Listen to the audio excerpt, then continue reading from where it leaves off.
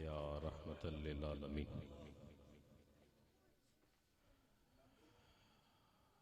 अल्हम्दुलिल्लाहि रब्बिल आलमीन वल आक़िबतु लिल मुत्तक़ीन वस्सलातु वस्सलामु अला अशरफिल अंबियाइ वल मुरसलीन। अम्मा बअद फ़अऊज़ु बिल्लाहिस समीउल अलीम मिनश शैतानिर लईनिर रजीम। बिस्मिल्लाहिर रहमानिर रहीम। या अय्युहल्लज़ीना आमनुत्तक़ुल्लाह वकूनू मअस्सादिक़ीन। सदक़ल्लाहुल अज़ीम। इन्नल्लाहा व मलाइकतहू युसल्लूना अलन नबी। या अय्युहल्लज़ीना आमनू सल्लू अलैहि वसल्लिमू तस्लीमा। सलातो व सलामु अलैका या रसूलल्लाह।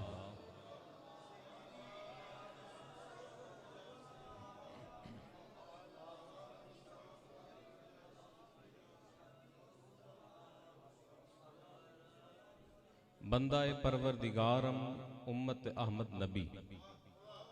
बंदाए परवरदिगारम उम्मत अहमद नबी। दोस्त दारे चार यारम ताबा औलाद अली। मजहबे हनफिया दारम मिल्लत हजरत खलील। पेशवाए गौसे आजम ज़ेर साया हर वली। यारान मोहब्बत, महफिल इसाले सवाब है, ज़िक्र गुलामान मुस्तफ़ा है। यारान तरीक़त और हुजूर के दीवान मस्ताने तशरीफ़ फरमा हैं।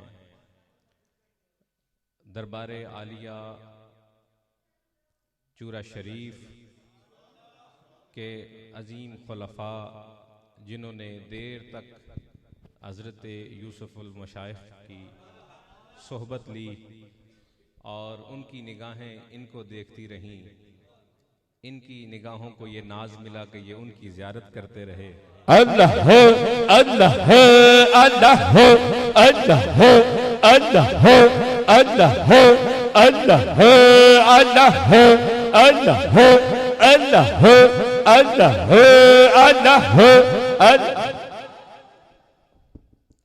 अल्लाह पाक आपका ये बैठना, जिक्र खैर करना और सुनना अपनी पाक बारगाह में कबूल फरमाए। आज के इस महफिल के मेज़बान हैं दरवेश सूफ़ी ग़ुलाम नबी साहब मुजद्दिदी। इन्होंने अपने वालिद गिरामी की वो राह जो उन्होंने छोड़ी इनके लिए, और ये हज़रत यूसुफ़ुल मशाइख़ के हुक्म की तामील करते हुए उसी राह के मुसाफिर बने। अल्लाह की बारगाह में दुआ है कि इनकी आने वाली नस्लें भी इसी राह पे गामज़न रहें। मुझसे पहले उलमा ने बहुत खूबसूरत बयान किए। किबला कारी साहब के पास वक़्त बड़ा थोड़ा था, लेकिन उनका बयान जो था वो बड़ा मुफस्सिल और बड़ा मुदल्लल था। लेकिन चूँकि अब वक्त की किल्लत है और ये जंजीर जो है मेरे पैर में भी है, तो मैं इंशाअल्लाह कोशिश करूँगा कि इख्तिसार के साथ ही, तो वो बिल्कुल ठीक है अल्लाह खैर करे। क्योंकि मुझे साथियों का ये बड़ा एहसास होता है कि ये मगरिब के बाद से अगर अब आप तशरीफ़ फरमाएँ तो अब तक बड़ी देर हो गई होगी, तो इतना बैठना हमें तो चूँकि आदत है, तो ये भी किसी की नज़र का कमाल है, हमारा अपना भी कोई कमाल नहीं। तो औखी कार फकीरी वाली चढ़ सूली ते बहना, ये अज लोगों को पीर बनन का भी बड़ा शौक है, मौलवी बनन का भी बड़ा शौक है जी। औखी कार फकीरी वाली चढ़ सूली ते बहना, दर दर तो टुकड़े मंगने ते माइये पैने कहना। मेरे दादाजी हुजूर ने जब मुझे इस राह पे चलाया था ना, तो फरमाया था, बेटा जुबान काबू में रखनी है, नज़र काबू में रखनी है और पेट काबू में रखना है। अगर ये चीज़ें तेरे काबू में रहेंगी तो जान फिर ज़माना तेरे काबू में रहेगा। तो ये जो बुजुर्गाने दीन की महफिलें होती हैं ना, ये दूसरी महफिलों से थोड़ी हटके होती हैं। इसमें सिर्फ ज़ौक़ ही नहीं लिया जाता, सिर्फ लुत्फ़ ही नहीं लेना, बहुत सी चीज़ें हैं जिन्हें समझने की भी ज़रूरत है। अग़यार जो हैं वो हमसे बहुत दूर जा चुके हैं। अब जिस सिमत में किताब खोलने वाला हूँ, मेरा नहीं जी चाह रहा कि मैं ये किताब खोलूँ, चूँकि ये बहुत भारी किताब है और बड़ी लंबी चौड़ी बात है, लंबी दास्तान है। लेकिन मैं थोड़ी सी बात करके तो रुख बदल लेता हूँ। दुश्मन जो है वो बहुत अक्लमंद है, बड़ा दाना, बड़ा चालाक और बड़े अरूज पे है, और हम जो हैं हम बहुत पीछे हैं। जितना भी पीछे कह लें उससे भी पीछे हैं। एक छोटी सी मिसाल देता हूं। सल्तनत उस्मानिया के जब टुकड़े किए जाने थे तो सबसे ज्यादा खतरा अंग्रेजों को और यहूदियों को ये लाहिक था कि कहीं हिंदुस्तान से मदद ना चली जाए, क्योंकि हिंदुस्तान में बड़े गयूर मुसलमान थे। और उस वक़्त वो दौर क्या दौर होगा जो आला हजरत का दौर था, वो क्या दौर होगा जो पीर मीर अली शाह का दौर था, वो कैसा हसीन दौर होगा जब बाबा जी मियाँ शेर मोहम्मद शरकपुरी निकलते होंगे। ये हजरत अमीर मिल्लत और सरकार लासानी का दौर था।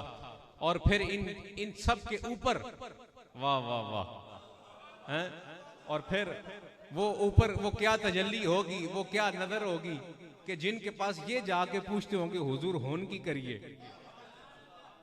हुजूर होन की करिए, तो वो ख्वाजा खाजगान ख्वाजा फकीर मोहम्मद रहमतुल्लाह अलैह वो क्या अल्लाह है, अल्लाह है, अल्लाह है, अल्लाह है, अल्लाह है, अल्लाह है, अल्लाह है, अल्लाह है, अल्लाह है, अल्लाह है, अल्लाह है। आमीन आमीन। तो सबसे ज्यादा यहूदों ने सारा को गोरों को ये खदशा लाहिक था कि कहीं हिंदुस्तान से मदद ना चली जाए। तो क्या किया गया, यहां पे एक बीज बोया गया, फितने का बीज, जो आज तक जिस फसल को काटा जा रहा है। और इस फसल का नफा मत मुसलमान ये समझें कि हम इसका फायदा उठा रहे हैं, नहीं, इनका असल फायदा उनको जा रहा है। और बीज क्या बोया गया, ऐसी बेबुनियाद बात है कि कोई सादे से सादा बंदा जो नहीं भी पढ़ा लिखा वो भी इसका हल निकाल लेगा, लेकिन साहिबाने इल्म आज भी इस मुनाजरे में है। बीज क्या बोया गया, हिंदुस्तान में ये बीज बोया गया, उलमा को आपस में लड़वा दिया कि नबी नूर है कि नबी बशर है, नबी नूर है कि नबी। आइए जो बच्चे स्टूडेंट बैठे हैं छोटे, ये उर्दू की किताब में अल्फाज मुतजाद पढ़ते होंगे, तो नूर का मुतजाद क्या है? क्या नूर और बशर आपस में मुतजाद है? तो फिर ये सवाल ही नहीं है। बेढंगा सवाल हमारे अंदर डाल दिया और आज तक उसकी जंग हम लड़ रहे हैं। नूर का मुतजाद क्या है? जुल्मत। माज़अल्लाह, जुल्मत भी सरकार नहीं, सरकार के आने से तो रोशनाइयां हुई हैं। और बशर का मुतजाद क्या है? इंसान का मुतजाद क्या है? हैवान। तो अल्लाह ने अपने महबूब को, कुरान कहता है कि बशरिल इबादत अता फरमाया। तो नबी नूर भी हैं और नबी बशर भी हैं, लेकिन ये जंग मुसलमानों में आज तक जारी है। और यहां पे वो बीज बो के उन्होंने आगे उधर क्या काम किया कि वो जो इतनी बड़ी अंपायर थी, इतनी बड़ी सल्तनत थी खिलाफत उस्मानिया, जो मुसलमान जो खलीफा था, जब वो अपनी छड़ी जमीन पे मारता था यहूदियों का पेशाब निकल जाता था। लेकिन उस खतरे से बचने के लिए उन्होंने उसके टुकड़े टुकड़े कर दिए, और हम आज तक इन बातों में उलझे पड़े। हमें अभी पानी पीने का साफ नहीं मिलता, अभी हमारा सीवरेज सिस्टम नहीं ठीक हो रहा, हमें बोलने की तमीज नहीं आ रही, हमें मुलाकात के तरीके नहीं आते, खुदा की कसम हमें खाने का सलीका नहीं है, और वो लोग चांद से भी ऊपर जाने की सोच रहे हैं। हमारे सूफिया ने, हमारे औलिया ने, हमारे पेशवा और हमारे असलाफ ने हमें यह दर्श नहीं दिया। हमारे असलाफ तो वो थे जो एक नजर डालते थे तो ये फर्श वाला अर्श पे पहुंच जाता था। आज ये बज़म क्यों सजा के बैठे हैं कि वो जो नजर किसी को मिली उस नजर का सदका आज भी बट रहा है, आज भी करम हो रहा है, आज भी मेहरबानियां हो रही हैं। तो हम सब मिल बैठे हैं और याद किसको कर रहे हैं? महबूब करीम की याद कर रहे हैं, हुजूर की बात कर रहे हैं, हुजूर का जिक्र कर रहे हैं, हुजूर का जिक्र सुन रहे हैं। अब वो बेईमान यही तो चाहते हैं कि इनके सीनों से ये जो हुजूर की मोहब्बत है, जो हुजूर का जिक्र है, ये भी निकाल लिया जाए। खुदा दी कसम, तुसी जेड़े इत्थे बैठे हो ना, वो जेड़े घर सुते ने, वो ते तुसी एक बराबर नहीं। ये जो अल्लाह अल्लाह करते हैं ये, और वो जो दिन भर दुकान पे बैठ कर नोट गिनता है, वो एक बराबर नहीं। ये जो हर वक्त हाजिर और मौजूद रहते हैं और वो गफलत में रहता है, ये एक बराबर नहीं। हजरत बालोले दाना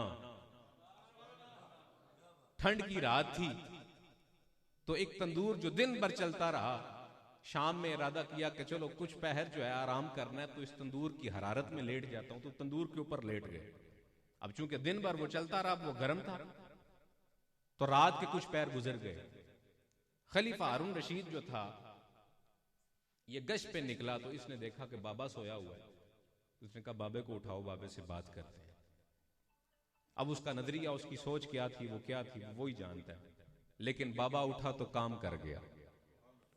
हमारे बाबे तो ऐसे हैं कि जब ये उठ जाते हैं तो फिर काम हो जाता है, फिर बात बन जाती है, फिर वो जो किसी को नहीं भी ना समझ आता, फिर वो भी समझ आ जाता है। यानी मोहब्बत बाबा जी को उठा दिया और पूछा, बाबा जी रात कैसी गुजरी? तो बाबा जी ने आंखें मलते हुए, आंखें साफ करते हुए कहा, हारून रशीद है, ये वक्त का सुल्तान है। तो कहता जी हारून रशीद हूं। फरमाया क्या पूछते हो, रात कैसी गुजरी? कुछ तुम जैसी गुजरी, कुछ तुमसे बेहतर गुजरी।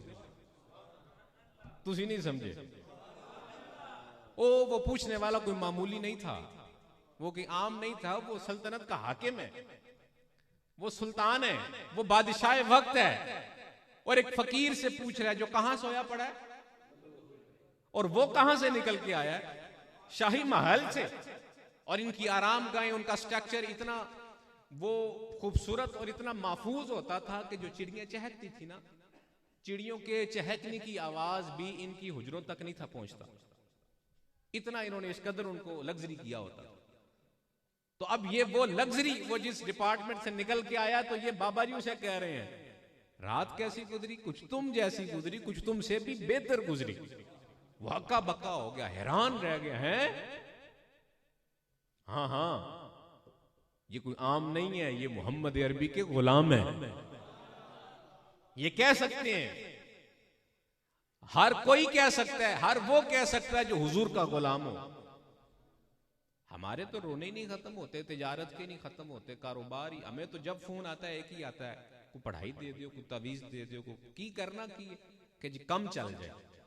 और 3 वक्त खाना भी खाते हैं, और रज रज के खाते हैं। बच्चे बर्गर शवारमे भी खाते हैं, अच्छे कपड़े भी पहनते हैं, महंगे से महंगा मोबाइल हर नौजवान की जेब में है। लेकिन अभी तवीज चाहिए हमें। वो शेख सादी शराजी ने, किसी ने पूछा बाबा जी क्या हाल है? तो फरमाते हैं क्या बताऊं क्या हाल है, दांत हैं कि उसकी नेमतें खाते खाते टूट गए हैं। क्या हाल है? फरमाने लगे दांत है कि उसकी नेमतें खाते खाते टूट गए हैं, लेकिन जुबान है कि अभी भी शिकवे से बात नहीं आती। तो हमारा वो हाल है कि इतना करम है, इतनी मेहरबानियां हैं, इसके बावजूद हम शिकवे शिकायत से बात नहीं आए। ये हैं हुजूर के गुलाम। बादशाह वक्त को ये नहीं कहा कि मैं तो तंदूर पे सोया हुआ हूं, मेरे पास तो हुजरा भी नहीं है। तो उसका क्या था, वो तो चंद पैसे देता तो बाबा जी को हुजरा भी मिल सकता था, खानका भी बन सकती थी, सारा कुछ हो सकता था। लेकिन अल्लाह वालों ने कभी दुनियादारों के माल को पसंद नहीं किया, कभी उनसे माल मांगा नहीं, बल्कि इन्होंने उनके मसले हल ही किए हैं जब किए।